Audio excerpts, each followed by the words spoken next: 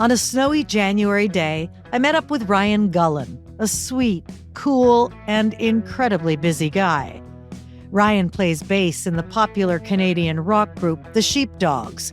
He's also the manager of the Juno Award-winning multi-platinum selling band, once featured on the cover of Rolling Stone magazine. We went from traveling around in a van, trying to make it all work, to being on planes and playing on late night TV and going to parties where celebrities were at and stuff in New York City and stuff. It was always a very wild change.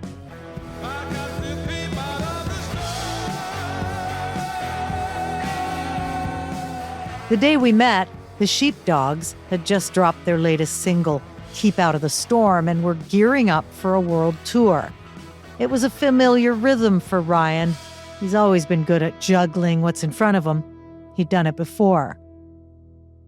Back in 2017, when the band was preparing to release the album Changing Colors, life was just as full, but the stakes were so much higher. That was the year Ryan's parents showed up at the door of his small studio apartment in Toronto.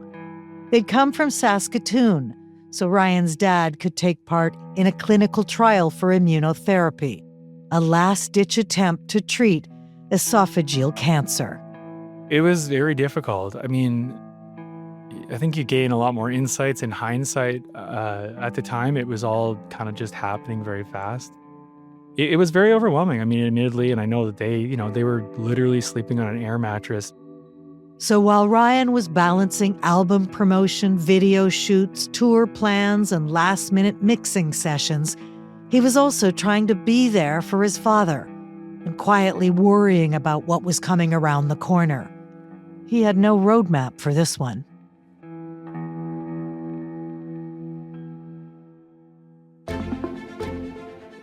This is Carry the Fire, a podcast by the Princess Margaret Cancer Foundation, featuring inspiring personal stories about what happens when world-leading doctors, researchers, and their patients come together to ignite breakthroughs in cancer diagnostics, research, and treatment. This is a podcast about innovation and radical hope.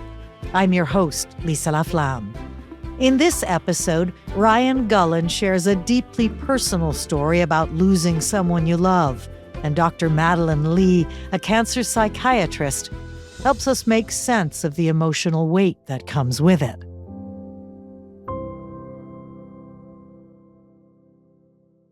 Ryan's father was diagnosed with esophageal cancer in 2015.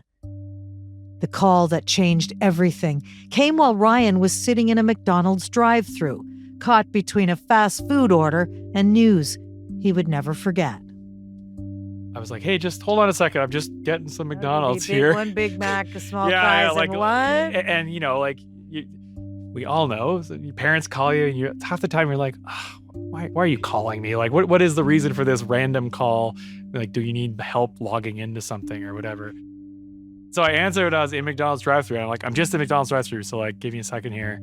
And then they said, well, you got it in the McDonald's parking lot. Just pull into the parking lot and just park for a second. I was like, oh, okay. But it was that moment where I instantly knew something was wrong, obviously. And so it kind of was a bit of a mess of emotion suddenly. It was the first sort of ripple within the continuity of the trajectory of how you're picturing your life being. There is part of this that is that recognition that, oh, my life is not going to be how I saw it happen. And I think there is a part of grief that is understanding that. But it's so real. Basically what you're saying is you were doing the most common real thing, which exactly. is getting takeout food, and boom, this life-changing phone call comes in, and yeah. And so I think there is a sense of grief, but it's different. Because I think at that point you're positive. You're like, we're gonna figure this out. There's a lot of good chance. All the conversations are about there's a good chance that it's not that progressed. This could be just one treatment and done. And so you're sort of your mind isn't going to where eventually it ended up. At first, Ryan's father was treated in Saskatoon. When those options were exhausted, He enrolled in a clinical trial in Toronto at Princess Margaret Cancer Centre. It meant packing up and moving into Ryan's small studio apartment, where they spent the next 6 months sleeping on that air mattress. So when something from the outside world, the other part of your life enters, it must be really a tricky balancing act. Tell me about what that was like when you're just about to release an album and go on tour. So at the time I was very happy to be able to spend time with him, but it was a lot. I mean, being sort of definitely lived in a bit of a bubble, being able to remove myself a bit from his diagnosis, living in Toronto. And it brought it all It brought it right all, to and your it was front it, door. watching him not be able to swallow and struggling to be able to, it really puts it in your face. And obviously going through the treatment too, there's side effects that go along with that too. So it really did put it in perspective very, very quickly. I found myself kind of pulling back a bit. Sometimes they'd be having dinner and be having trouble having conversation. I'd want to just be on my phone or be doing something else because it was really difficult to look at that head on. I shut down. So many times I would shut down. And at the time I felt awful about it. And afterwards I just carried so much guilt. It's funny. I had almost identical experience. It was 2008, the Beijing Olympics. I was heading over there, get the word my father, also cancer, had to come in from Kitchener, and they moved into my place was 3 months. And I remember exactly what you're saying. It's a blessing that you have this time with them, but I also had this guilt that I had to go to the Olympics and leave them there. It's a very funny feeling you have, and yet what you want to do is give them everything, do everything you can to make your parent well. It was one of those things too, where they were very, very supportive of what I was doing. If anything, it kind of gave them also a view of what I was doing at that time too, because I think sometimes they just assumed I played shows and that was it. Then he sees you perform though, and there's that story about the magic moment at Massey Hall. Tell us about that. Well, I mean, that was another one of those moments that was, serendipitous, I guess. We were playing Massey Hall for the first time, which is obviously a very big moment in any musician's life. It's a very historical venue, very cool. He got to be there, which it ended up being his last show, and I knew that was the case. But yeah, it was so wild to look out. I mean, you can imagine having this moment in your life where you've kind of worked so hard to get to a point and you're playing this historical venue. You're looking out and there's 3,000 people in the audience, and as if there was a spotlight, I could just see my parents right in front of me. Boy, that gives me a wicked lump in the throat. Yeah. That's a beautiful story. Well, and it's one of those things that had that not happened, he wouldn't have had that opportunity. That night at Massey Hall was a high point, but it was short-lived.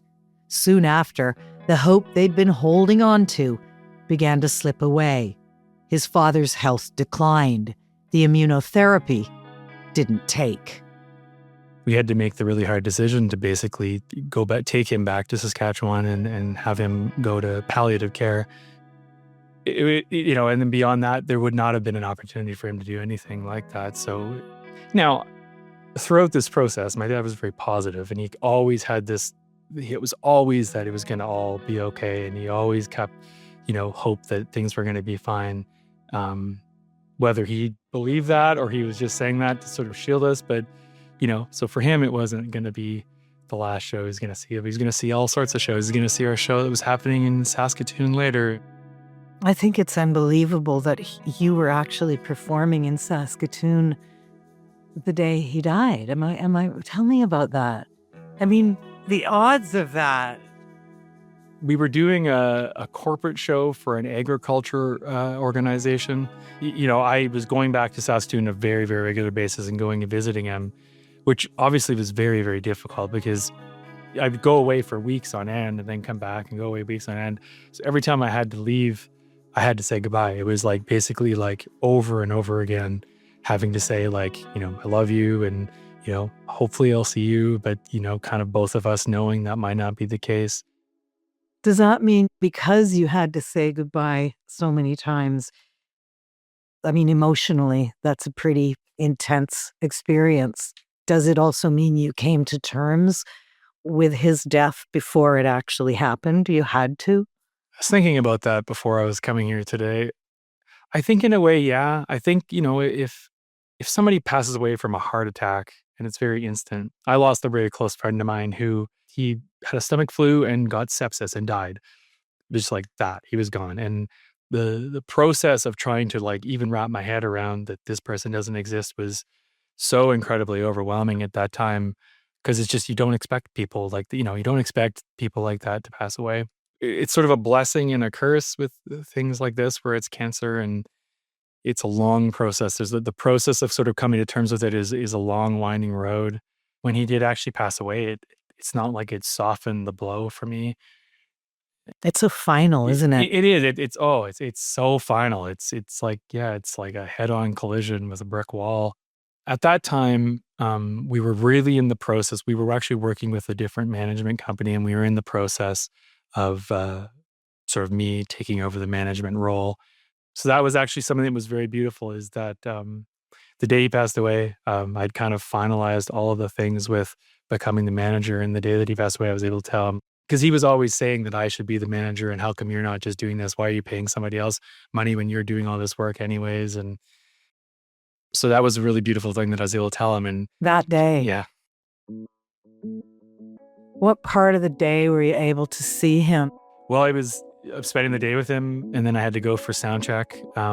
So we got things loaded in, and our crew started working on getting things set up. The hospital's relatively close, and so I went back and I saw him for a minute, and then I went and did sound check. And as I got off sound check, my mom phoned me and told me he passed away.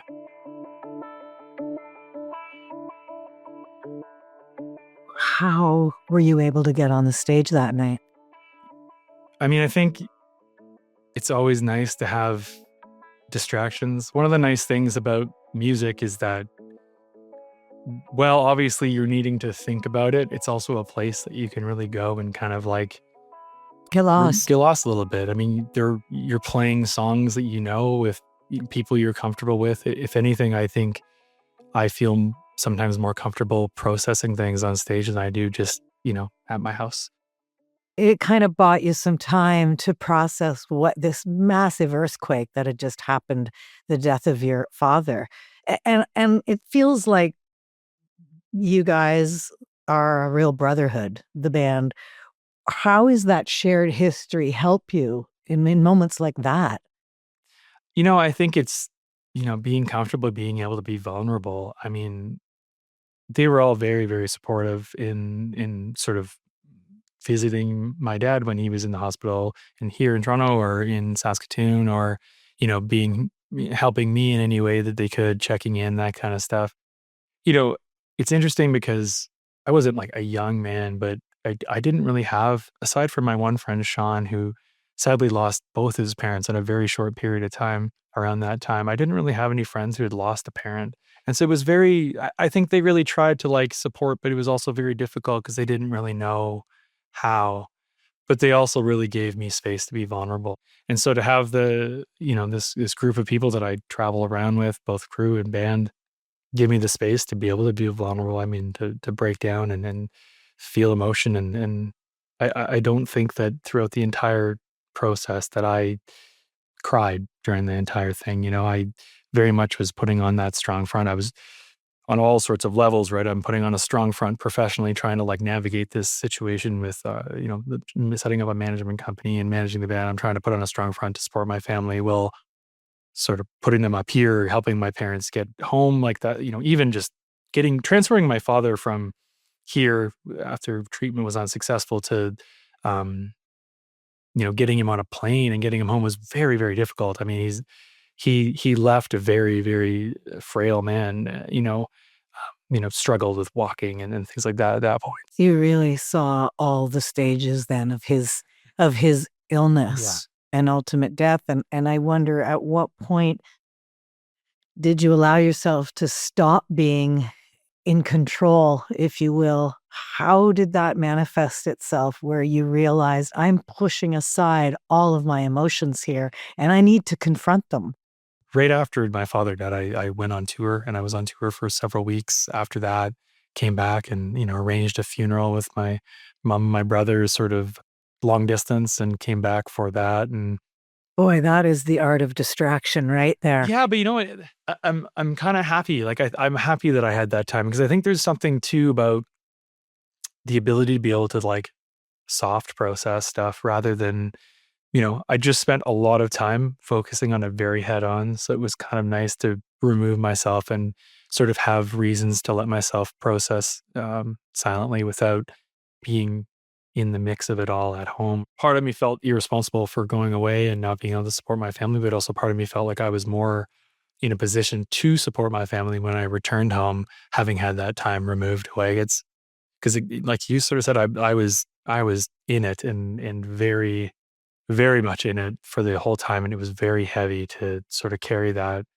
And I guess for me, that was probably part of the grieving process, was sort of also coming to terms with that, because I think it's just really hard to see him slowly become a little bit more deflated over time, and a little bit more like, sort of, even though he wasn't as explicitly saying it, like seeing it. But you also, it's so clear just in what you're saying, how everybody grieves so differently.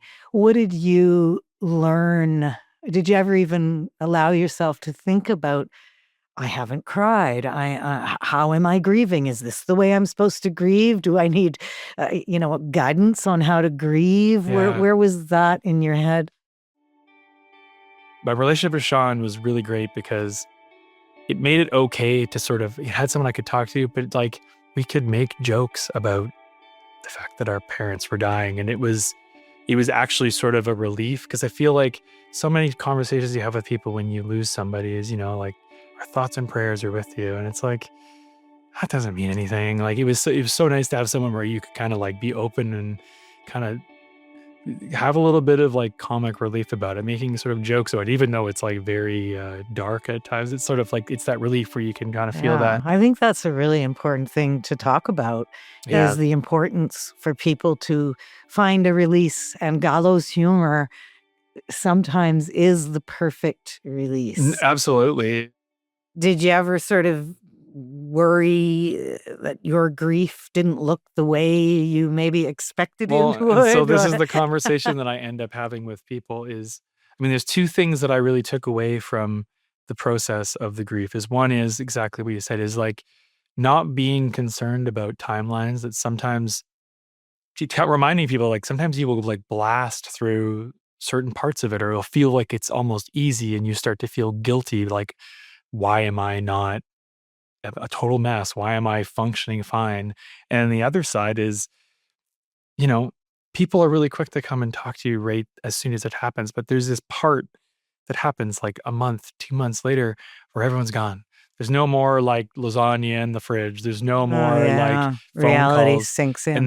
that's where it can be really, really hard. So How'd you get through that part when everyone has sort of moved on and actually thinks you might have moved on? Because people don't really yeah, realize what's happening in your I head. mean, therapy, Yeah.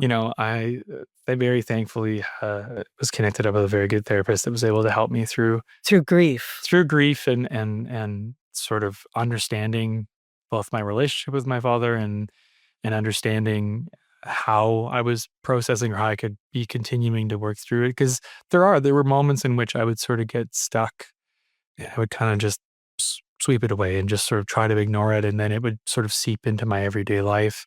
Anything you're comfortable sharing, the insight you learned that could help others who feel the same way about the grieving process? One of the things I really struggled with was the feeling that how fine, the finality of it all. That's something that I didn't expect. I mean, you sort of like think a lot about people dying, especially when you're given like the blessing and the curse of a long period to really think about it. But then when it actually happens, like the finality of it is so heartbreaking, and I really, really struggled with that. It happens to me still now, like looking at getting a new car. It's like the first thing I would do would be call my dad. And the first thing I think of is like, I would have these moments where I would like kind of break down, because it's like you would literally go to phone that person and just be like, oh no, that's not the case. I think a really thing that was helpful for me in some of that was reaching out to my brother or reaching out to my mom and just talking about why we miss him, or, affirming that feeling of missing him rather than feeling angry or upset. And that was a really big thing for me, was trying to find ways that I could kind of constructively, and there's still moments in my life this many, many years later where I have these moments where I feel like, why me? Why did this happen to me? How come I don't have this? And I just take pause and try to just remind myself, like, the great things like that he has instilled in me that I carry forward, the things that I every day in my everyday life how I sort of carry his memory within me. To go back to the therapy thing, one of the biggest things that I had to work through was that I had so much guilt. So part of the grief was really coming to terms with being like, it's okay that I'm being human and I'm having a natural reaction to something that's obviously very, very overwhelming, and then I'm withdrawing from it. But I struggled with that for a really long time. And Did you go through those 5 stages of grief in your head and say, okay, nailed that one? Yeah, the checklist. I mean, yeah, but in different ways. I mean, they just present so differently. I definitely found myself sort of reading those. My mom gave me a book to read, and I kind of read it, and it's like, But I found myself sort of questioning at times whether I had gone through the steps and being like, it's weird because I feel like, I'm a musician. I'm very much, I feel like an empath type person, but there was times where I just felt so numb, and I like questioned why am I not feeling more emotion right now? And I think that a lot of that was really this sort of disbelief kind of portion of that. But yeah, I had these moments where I questioned how I was going through the steps, or was I properly grieving? Why was I sort of weirdly okay with it? And I think part of the reason is because there is parts of the grief that you go through incrementally before it happens, because of the long timeline you're given.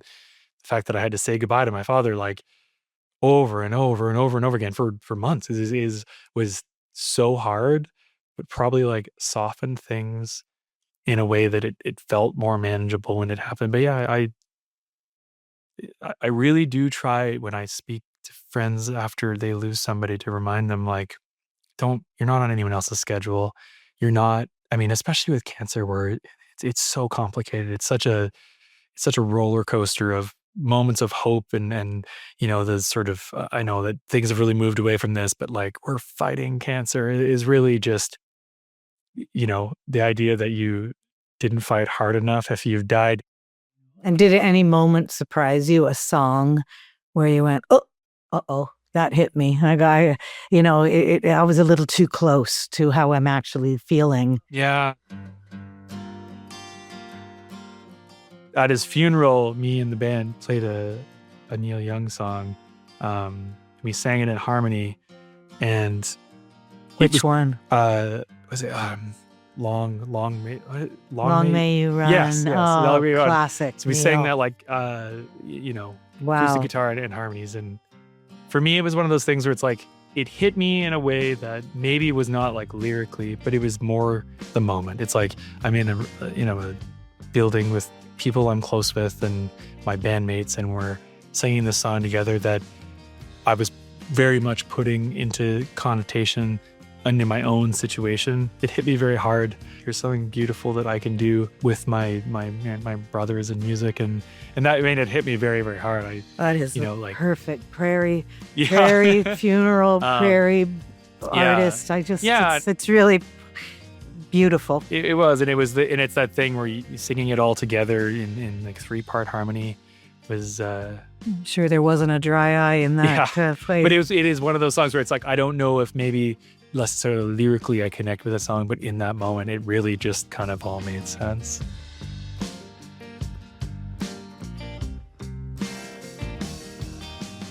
Ryan Gullen's experience reflects what so many of us face.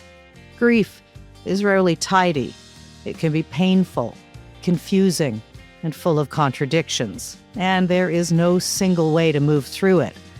With time, therapy, and a lot of soul searching, Ryan has found a way to live alongside his grief. To better understand what that journey can look like, I spoke to an expert. Dr. Madeline Li is a psychosocial oncologist at Princess Margaret Cancer Center. She's at the forefront of research and education in this area and provides distress screening and mental health support for cancer patients. So grief is a very broad topic. And I would say that there are aspects of grief for both patients and caregivers throughout the cancer journey. So it isn't just at the end after somebody has passed. When would you say grief starts? So depending on what kind of grief you're talking about, grief over what, it can start from diagnosis. And then if you're talking about the kind of grief associated with somebody passing, it starts from as soon as you know that this is an incurable condition. What do you say to people who are almost feeling guilt and grief, if I can put it that way, for not having enough time to be there as a caregiver? Guilt is such a funny part of grief. There's no lack of desire to be as supportive as possible, right? It's about ability and resources. And in that sense, I think there's no place for guilt. Everybody wants to do the best they can. And I often say to family members after, it's never because actually you could have done anything more. It's that really what is underlying guilt is the wish that you could have changed the outcome in some way.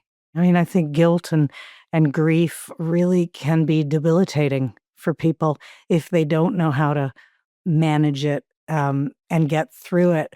So do you come across that a lot where people are sort of stuck in that moment? You know what's really surprising, what has been surprising to me? Grief is so painful. It's often unbearably painful. But I don't often see people stuck. There is a wonderful article by Derek Thompson in The Atlantic called The Secret Life of Grief. And he talks about his grief over losing his mother and what he expected to be completely life-altering, which it is, of course, but devastating to the point of no recovery. And what he found actually is that with the appropriate anticipatory grief, it wasn't as bad as he thought. In many ways, we are programmed to lose our parents evolutionarily. Our brains know how to handle that. What are some of the paths you can take people down in managing their grief as a caregiver? I think we have to recognize that you live differently. It's not that you get over grief. You actually never get over missing somebody. Your life is changed after. It's not always a pathology. What's the normal timeline? I always say at least a year, because you have to go through every milestone, every birthday and anniversary and holiday season without them for the first time, commonly a year or two. I think if it's so hard to even define what's abnormal, but I think if after 2 years you're not re-engaged in life, then we need to do more. Certainly counseling should be brought in. What, in your opinion, and we all talk about the 5 stages of grief, what, in your opinion, are the defined stages of grief? So those 5 stages are Elizabeth Kubler-Ross's originally in her book on death and dying. She developed these phases, and it's been very clear in the psychiatry bereavement literature that they're very appealing, but they're not accurate. And really, her work in defining those themes, those are true themes of grief, right? We experience anger and denial and bargaining and acceptance. Those are feelings people do go through, they're real, but they're not actually phases that you go through in an orderly way and come out at the end with acceptance. And I think the more modern way of approaching it is to think about tasks of grief, things that you have to do in any order, but at some point, right? Can you give me some of those tasks? The tasks are, they talk about 4 tasks. You have to first accept the reality of the loss. So just being able to know that it is true. This has actually happened. And then the second task is to process the emotions, process the pain of grief. And then the third task is to adjust to the world without that person or that activity, and find alternates, find a way to substitute. And then the fourth task is actually finding a way to move on while maintaining connection. There's a theory called continuing bonds theory, where you actively maintain your memories and your connection. You keep them alive in your life while you move on. So you're saying it's okay that every single time I see a cardinal, I think of my beloved father. He has become that symbol for me. And I know so many people have a butterfly or a blue jay. What's your perspective on that and its place in helping people move forward? I think that's beautiful. I think we need, it's funny to say when you are always grieving and you're never forgetting the person, but it's actually therapeutic to have reminders of them, right? This is them in your everyday life.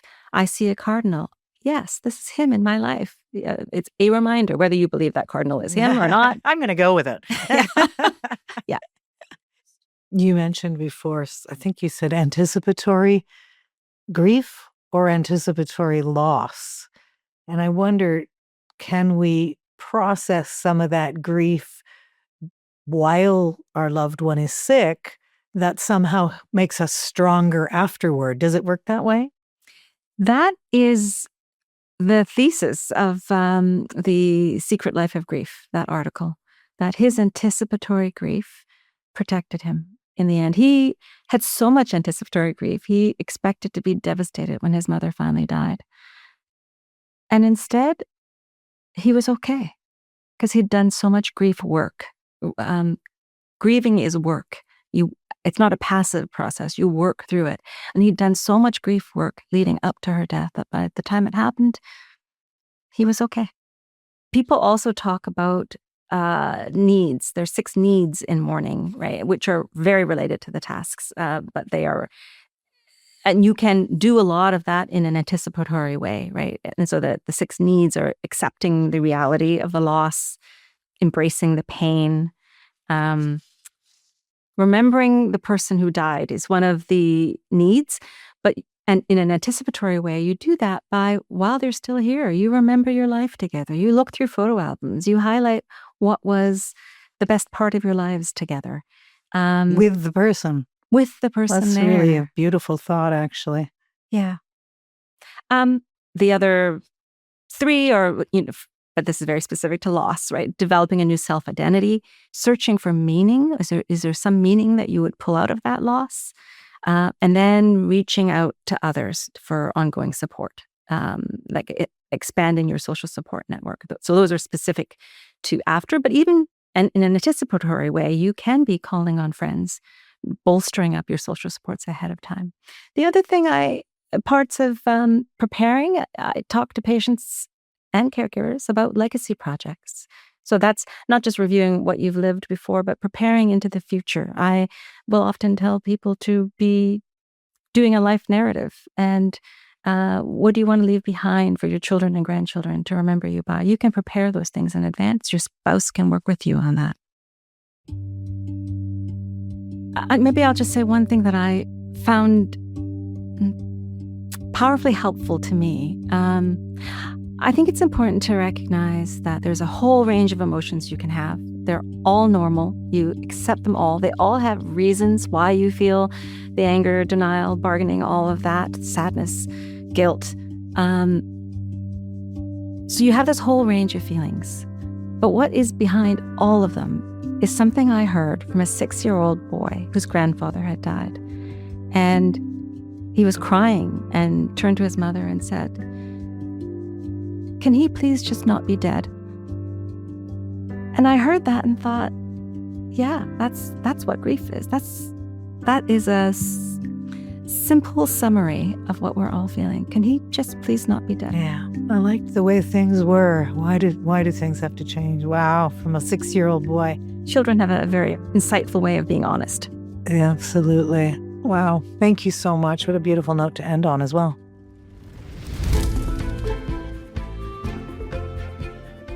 You've been listening to Carry the Fire from the Princess Margaret, a world-leading cancer research center. If you found this episode meaningful, please subscribe, rate, and leave us a review. To learn more, check the show notes and share this podcast with friends and family to help create a world free from the fear of cancer. I'm Lisa Laflamme. Thank you for listening.